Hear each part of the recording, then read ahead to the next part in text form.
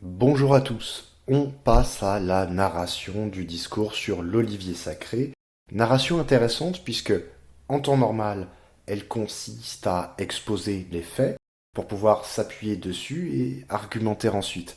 Mais ici, Lydias va faire un petit mélange des deux, toujours dans cet esprit de concision. Pour le moment, nous en sommes à la narration qui, dans ce paragraphe 4, est tout à fait claire, tout à fait concise, très classique, comme on va le voir. Je vous lis le texte grec, je vous lis une traduction avec une bonne mise en français, puis c'est la juxtalinéaire, enfin l'analyse de la syntaxe, la morpho, etc. Allez, c'est parti, je lis le grec.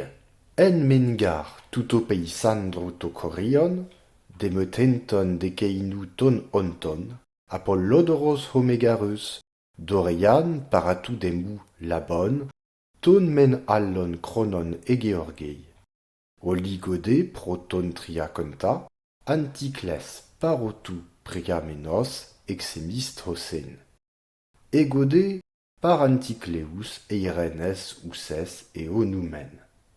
Ici, l'orateur commence par nous raconter la petite histoire de ce chant par ses possesseurs qui se sont succédés.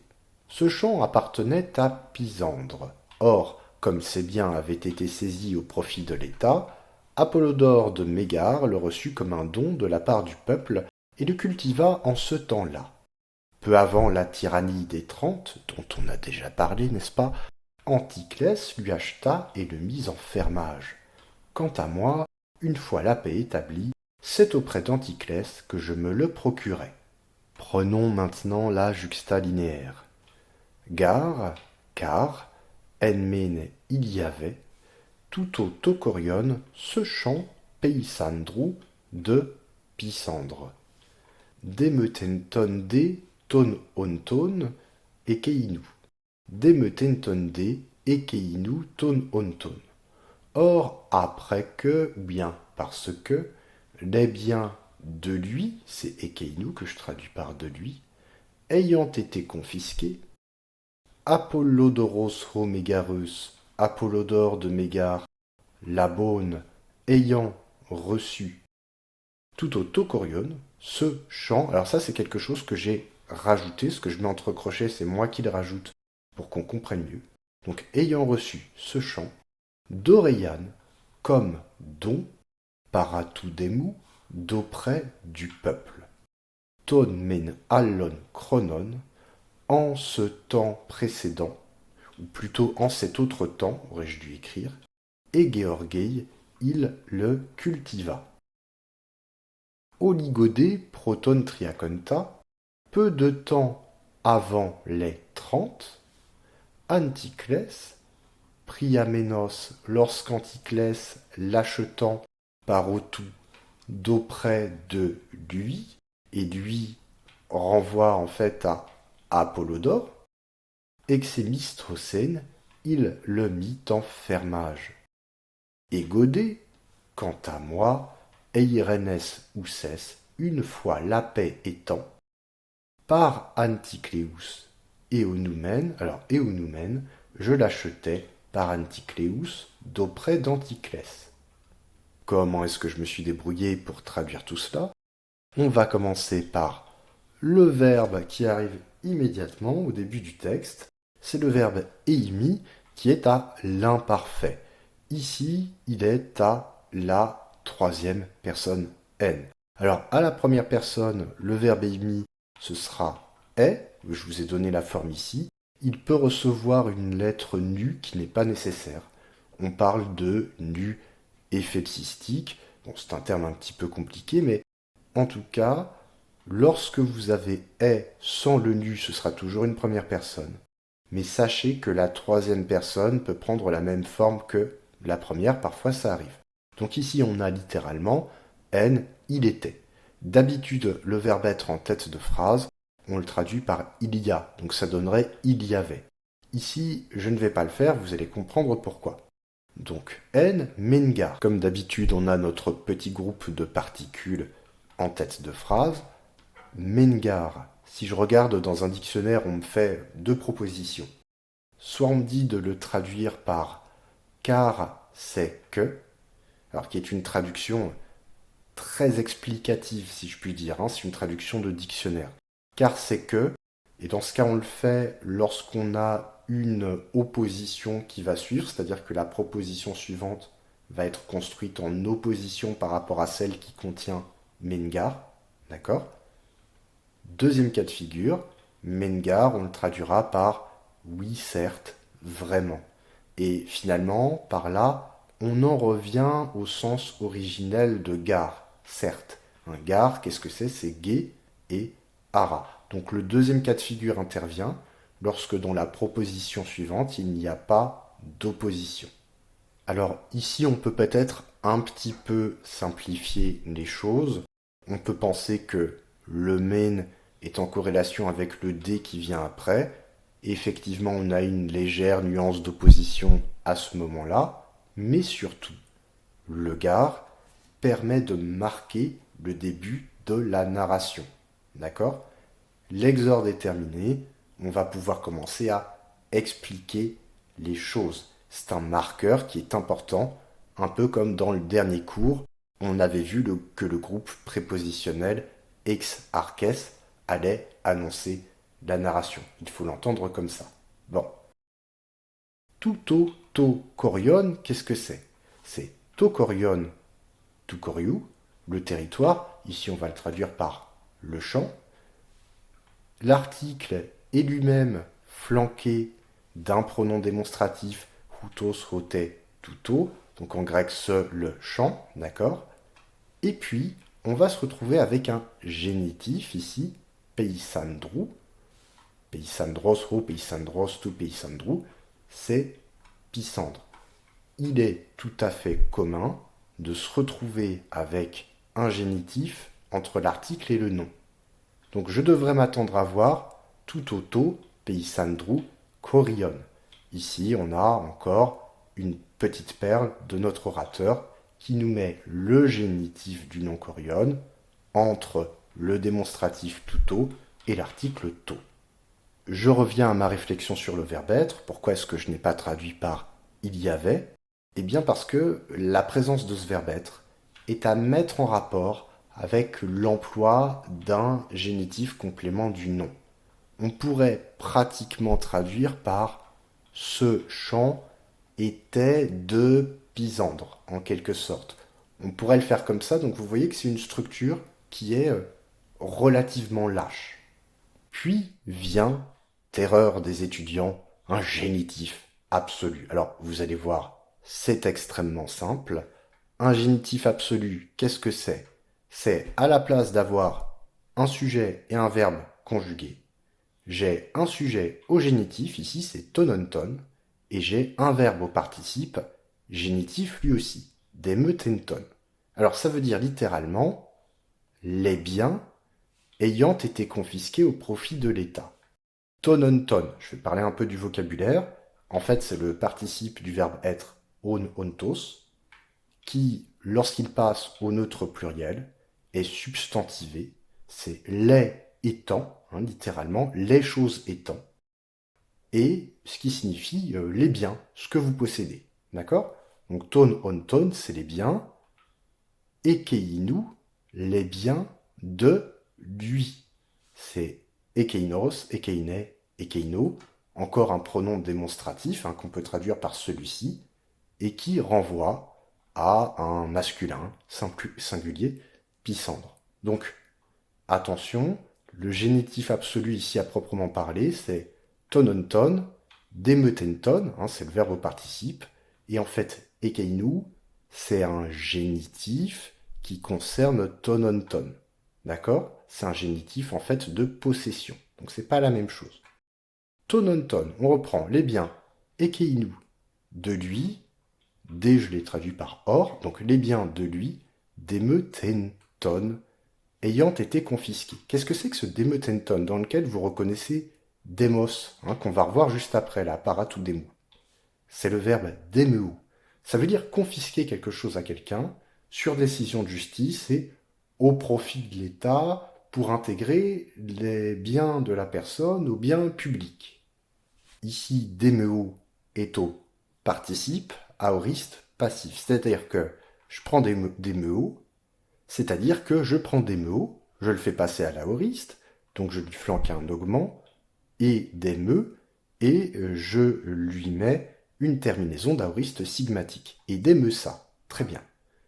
On va le faire passer à la voix passive, et donc là, je vais avoir une terminaison typique de la voix passive, et deme ten, et à partir de là, je peux construire mon participe.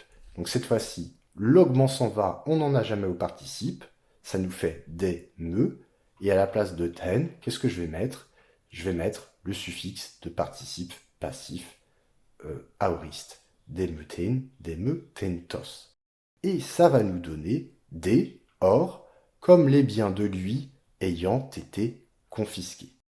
Je fais un petit point sur cette histoire de génitif absolu, qui en fait est très simple à traduire, hein. Qu'est-ce qu'on fait? On prend le nom, ton, et puis on met le verbe juste après, et on le conjugue, hein. Finalement, on fait comme si c'était conjugué en grec.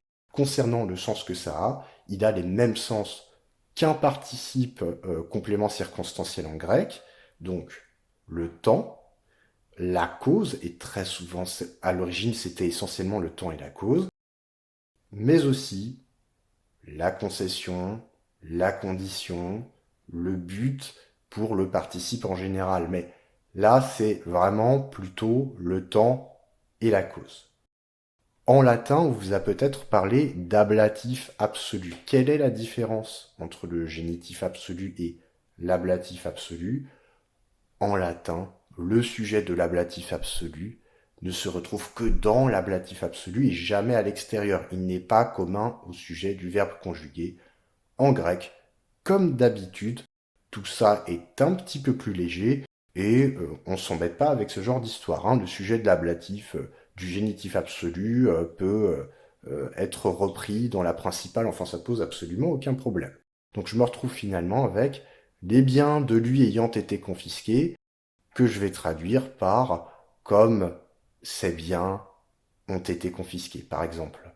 Les biens de Pysandre ayant été confisqués, Apollodoros ho Mégareus, Apollodore de Mégare. La Beaune. La Beaune, je l'avais traduit dans la juxtalinéaire par ayant été reçu. C'est le verbe lambano, prendre, recevoir, verbe hyper important, qui à l'aoriste donne et la bonne.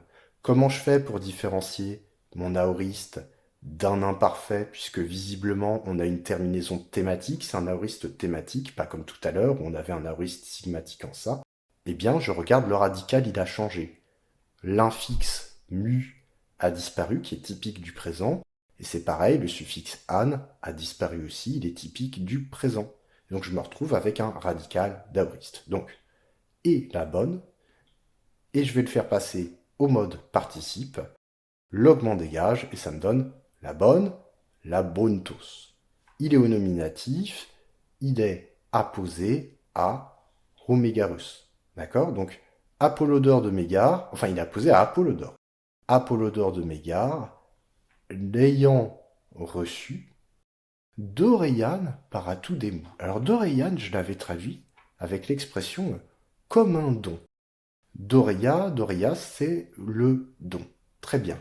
Et vous voyez que je vous ai remis une construction ici, j'ai écrit la bonne, ayant reçu tout autocorion, ce chant d'Oriane comme un don. En fait, on doit comprendre d'Oriane quelque part comme étant apposé à tout autocorion. Ayant reçu ce chant, virgule, un don, etc., etc. D'accord? Donc c'est un nom qui est apposé et qui va venir préciser ce qu'est ce chant, le sens qu'on doit donner à ce chant. Ok? Et il le reçoit de qui? Para tout demu, d'auprès du peuple, c'est-à-dire qu'on a la préposition para, qui peut gouverner plusieurs cas, si c'est le génitif, et on aura d'auprès de, d'accord? D'auprès du peuple, ho demos, tout demu. On peut supposer que ce n'est pas directement les citoyens qui ont voté pour ça, mais les représentants du peuple. ton menallon chronon et Georgei. Donc il le reçoit, hein, mon chant, et qu'est-ce qu'il en fait exactement à partir du moment où il le reçoit? Ici, j'ai oublié de le dire, hein, on a un participe aoriste, ce qui compte, c'est la valeur aspectuelle, donc on a un point dans le temps qui semble être un point de départ, à partir du moment où Apollodos de Méga reçoit le chant, et Georgei, il le cultivait, d'accord? C'est le verbe qui est à la fin, là, et Georgei, c'est Georgeo, un verbe en epsilon contract, qui signifie cultiver. Il est à l'imparfait, je ne vous ai pas donné le détail de l'imparfait, mais vous repérez l'augment, et puis, à la fin, dans ce ei, on a, en vérité, le epsilon, hein, la voyelle du radical, qui a été contractée avec la terminaison. D'accord? Donc ça, c'est pas très compliqué. Par contre, qu'est-ce que j'ai ici? J'ai ton, men, allon, chronon. On va laisser le men, hein, un petit peu de côté. Chronon, vous savez ce que c'est ho chronos, tout chronou, le temps. Alors pas le temps comme on l'imagine nous, il faut penser à cette époque le temps en termes de durée, en réalité. D'accord? Et là j'ai écrit très exactement ton allon chronon, c'est-à-dire l'autre temps. Allon, c'est l'équivalent grec de alius alia aliud, hein. Allos, allai, allo, autre. Tout ça est à l'accusatif. Sachez bien que l'accusatif, et c'est indiqué dans l'Aragon au paragraphe 223, est parfois complément circonstanciel de temps. Il indique très précisément pendant combien de temps est-ce que ça se passe. En temps normal, d'accord? Ici, c'est un petit peu moins précis, mais normalement, ça exprime pendant combien de temps. Et dans ce cas de figure-là, oui, c'est extrêmement précis. On n'emploiera pas de nombre dans l'expression.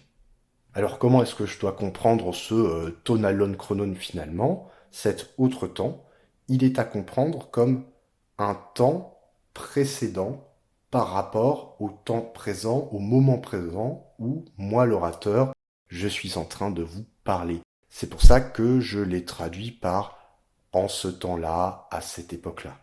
À la particule men de ton men allon chronon répond le D dans oligo D. Tout depuis le début est vraiment intimement concaténé. On avait un men D dès le départ et on a toujours une succession en fait de reprises qui sont faites et tout ça est parfaitement huilé, parfaitement clair. Bon, ce oligo, qu'est-ce que c'est? C'est oligos, oligué, oligone, qui veut dire peu, très bien, peu nombreux, un petit nombre. Bon, ici, qu'est-ce qu'on doit lire? On doit lire oligo chrono. J'ai remis mon chronos et je l'ai mis au datif, hein, comme pour oligo. Qu'est-ce que c'est? C'est un datif qui lui aussi exprime un complément circonstanciel de temps. Bon, ce genre de datif, vous le retrouvez dans l'Aragon au paragraphe 255, où on vous parlera de datif locatif. Alors pourquoi exactement locatif? Parce que ce datif, en temps normal, exprime le moment précis dont on parle. Donc on pourrait dire littéralement dans ce peu de temps, si vous voulez. Ici, l'expression est un petit peu plus complexe, elle est précisée par un groupe prépositionnel juste après, pro, ton, triaconta. Pro avec un génitif a plusieurs sens, ça signifie avant ou bien devant. Donc au sens temporel avant, au sens spatial devant, il peut aussi avoir le sens de en faveur de, mais cela on ne va pas s'en préoccuper. Donc oligodé pro signifie à peu près un bref moment avant, ou pendant un bref moment avant. Avant quoi? Proton triaconta. Pourquoi diantre est-ce que j'ai un article au génitif pluriel ton et je me retrouve avec un triaconta comme ça qui n'est pas du génitif? Parce que, en fait, triaconta, les 30, hein, les fameux tyrans qui ont été mis en place à la demande des Spartiates et qui ont fait souffrir notre cher Lysias par ailleurs, eh bien, triaconta est indéclinable. Mais comment je fais pour l'intégrer à ce moment-là, mon triaconta, à l'intérieur d'un groupe prépositionnel? Eh bien, c'est très simple. C'est mon article qui va être décliné et qui va porter cette marque de désinence. Donc, ton triaconta. Eh bien, un groupe nominal au génitif parce qu'il est gouverné par pro. Je me retrouve donc avec un bref moment, peu de temps avant la tyrannie des 30. Que se passe-t-il alors? Anticlès, attention, Anticlès, c'est du nominatif. Ho Anticlès, Anticléus, et oui, c'est un petit peu piégeux, donc Anticlès, qu'a-t-il fait? Priamenos, il a acheté. Ici, priamenos, c'est le verbe priamai, acheter, qui est au présent et à la voix moyenne, d'accord? Et quand je le mets au participe présent, bah, qu'est-ce que j'ai? J'ai pria, plus le suffixe moyen passif, men, plus la désinence. Donc priamenos, priamené, priamenon. Ici, priamenos est un participe sans article. Il est apposé à anticlès et on se retrouve avec anticlès achetant. D'accord? Anticlès achetant par autou, on l'a déjà vu ça, hein, c'est para, avec un génitif. Et donc d'auprès de lui. Alors, c'est pas routos hein, qu'on a là, c'est le pronom anaphorique de troisième personne. D'accord? Donc par autou, d'auprès de lui qui ça, ben, on vient d'en parler, Apollodore de Mégare, d'accord? Donc l'achetant d'auprès de lui, exémistocène. Ekmistoro, vous reconnaissez le mistos là. Ekmistoro, verbe en omicron contract, signifie donner à loyer, donner en fermage. À l'aoriste, ça va nous donner excès. Pourquoi? Parce que j'ai rajouté mon augment entre le préverbe et le verbe. Ok? Mon kappa est devenu X devant une voyelle, donc excès bistro, ça. Et je me retrouve avec un aoriste sigmatique. D'accord? Donc, il le mit à loyer. L'achetant, il le mit à loyer. Moi, je ne me suis pas gêné pour faire la traduction. Vous avez peut-être remarqué que j'ai traduit ces deux verbes par des verbes conjugués en français. Je dis qu'il l'a acheté et qu'il l'a loué.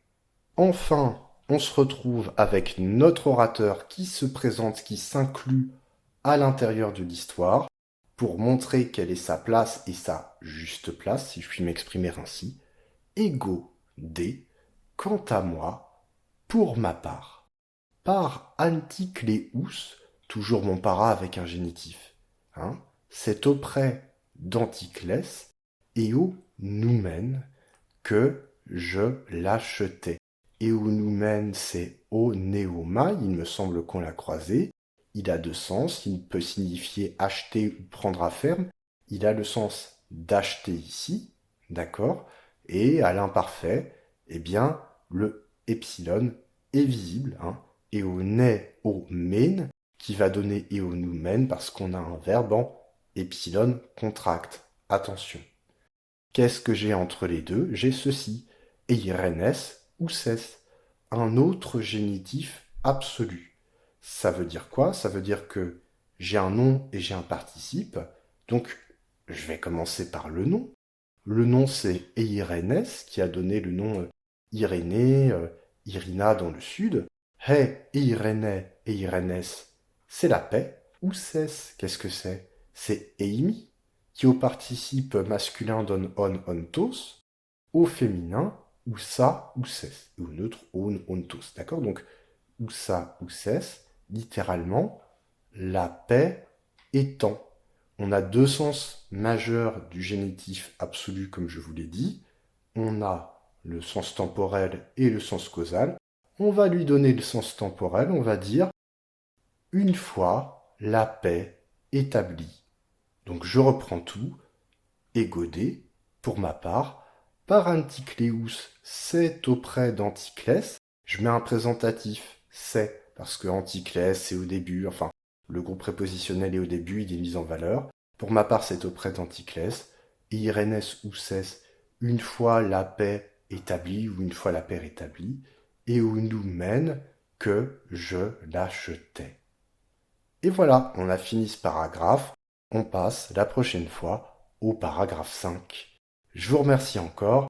Si cela vous a aidé et que vous connaissez des étudiants, des lycéens ou des hellénistes amateurs tout simplement à qui ce cours plairait, eh bien, vous pourriez les aider en leur partageant. À la prochaine fois.